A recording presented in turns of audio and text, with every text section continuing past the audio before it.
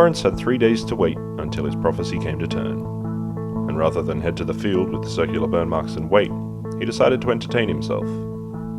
As he wandered around the small island, he came across the travelling carnival, but soon decided that it was far too early for merriment, and decided to first find something to eat and drink. Lawrence went to a local establishment that was known for its poor quality food and drink, but was very popular due to its edgy advertising. He ordered the cheeseburger and an extra large cola beverage before sitting down to wait. When the food arrived, Lawrence got an extra large fish burger and a colouring in placemat in the difficulty of intermediate. Lawrence finished the burger and placemat, and the food was indeed mediocre. With plenty of the day left to fill in, Lawrence decided that the carnival wasn't such a bad idea. He paid the entrance fee and stepped inside the gate. There was a Ferris wheel, an alley of games, and many attractions. Lawrence headed towards the games to see if there was anything worth playing.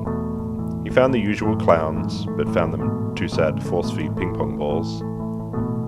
There were also lucky ducks to pluck from their raft, but Lawrence didn't want to separate them.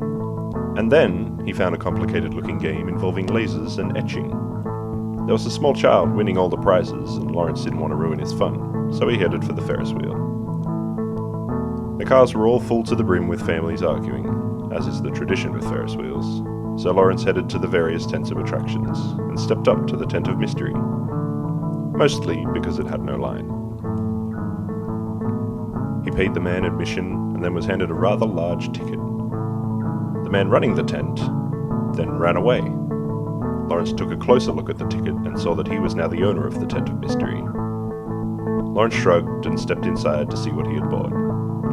Inside were 31 question marks placed around the room, and nothing else. No wonder there was no line, Lawrence thought to himself. Lawrence decided that now that he's here, he should at least tidy the tent, and as he moved the question marks around, one of them got knocked over. Green smoke began to erupt from the question mark, and there was a bright flash.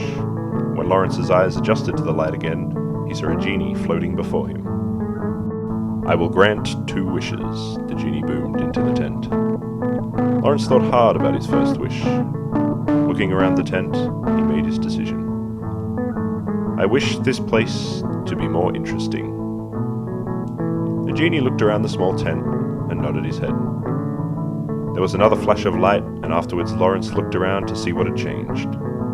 Some of the question marks were now upside down, and that is all. "That is one lazy genie," Lawrence thought to himself.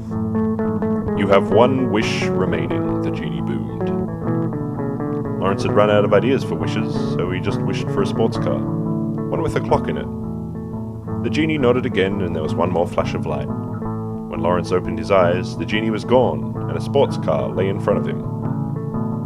Lawrence left the deed to the tent of mystery on the floor and got in the car. Only 2 days to go, Lawrence thought, as he started his new car and sped into the distance.